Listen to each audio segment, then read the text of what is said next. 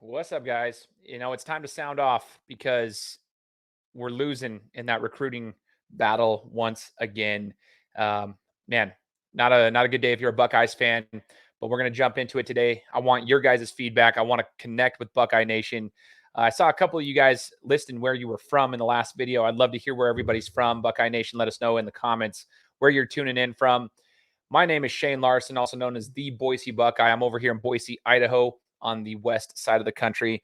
And I want to chat with you guys about the recruiting loss once again and whether or not this is becoming a trend with Ohio State football and what happens with Jim Knowles. So as we get into it, before we get started, like I said, please let us know where you're from in the comments, but help us get to 6,000 subscribers. Hit that subscribe button if you're a Buckeye nut like we are, and help us get out to more and more people. But we're just going to be bringing you as much content as we can as we get ready for this 2023 season. If you want to go back and check some of our videos from last week, Johnny was in there with Brandon, breaking down the offense and the defense. I did a quick video as well with our all gray uniforms.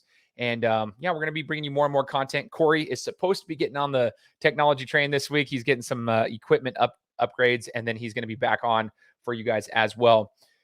Big news, though, this weekend as Kyngstonn Viliamu-Asa commits to Notre Dame.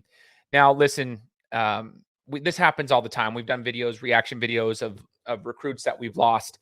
But listen, guys, I'm tired of it as a Buckeyes fan, especially in these situations where we have this four-star that we are literally leading the pack in this race. I mean, there was Notre Dame, Ohio State, and USC, and this California kid that Ohio State was in the front running for this.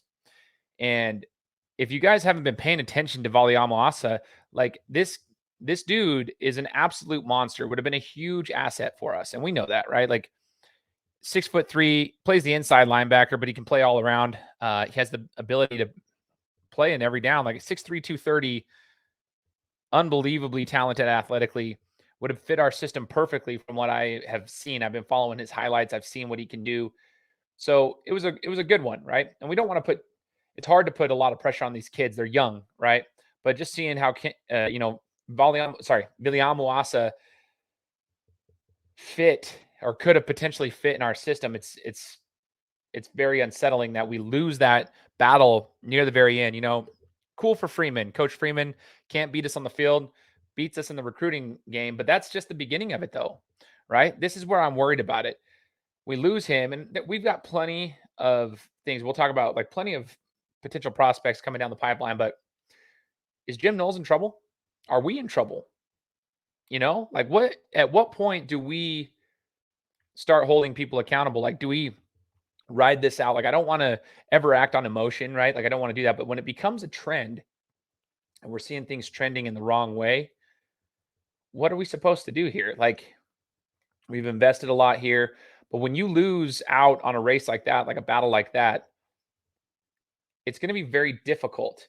We're already going to be struggling in the recruiting game from California moving forward with USC and UCLA coming to the Big Ten. That's already going to be a very difficult race to win. I mean, it's tough.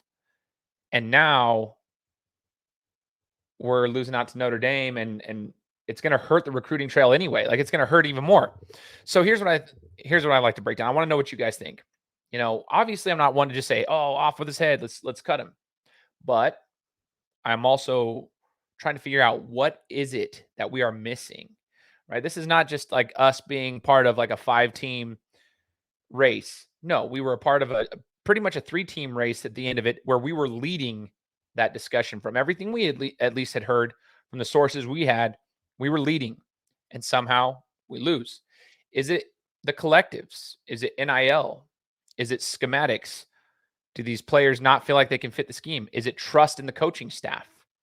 Is it winning championships? I mean, obviously Ohio State plays in bigger games than Notre Dame, so I couldn't imagine it's that. Are you competing for championships, which Ohio State consistently is competing for Big Ten championships and consistently in the discussion for the college football playoff extension will happen next year. We got a lot of stuff coming down the pipeline. I'm just wondering, what is it that is causing this, right? It's hard to say that it's talent all around because we have so much talent. I mean, I believe I read that we have more 5-star prospects in the class of 2024 than anybody. So Ohio State's doing okay with talent. We know that already. I just want to know what it is. Why are we struggling to close the deal? Like, it's like the salesman at the car lot that, these dudes can't close the deal when the customer is literally coming there to look for a car, and then they somehow can't close the deal and they go to the lot next door. You know what I mean? That's what it feels like, at least to me. Maybe it's different. So maybe I can get you guys' insight. Comment below what you think it is. And maybe it's just, hey, we miss out on some recruits sometimes. And that's true. That's why I don't like to overreact. But man, I don't like overreacting, but I'm getting sick of this becoming a thing, because what it does is it trickles down to the next recruiting class and the next recruiting class. These kids are also emotional creatures. They see that, right? These young men, they see that their peers are like moving from one place to another. So they're going to be asking, what is it? Or they're going to be thinking, what is it? And they hesitate. They hesitate. They hesitate. It has a trickle down effect to the recruiting game. Now, again, I think it's fair for us as Buckeyes fans to at least understand like who we have as prospects. Like, looking at, like, for example, I mean, we got Edric Houston, 5-star D lineman, Dylan Stewart, an edge, another edge, a Booker Pickett, and then a corner in Aaron Scott Jr. that we're looking at. I mean, that's just a few to name it, right? We've still got some massive prospects looking our way.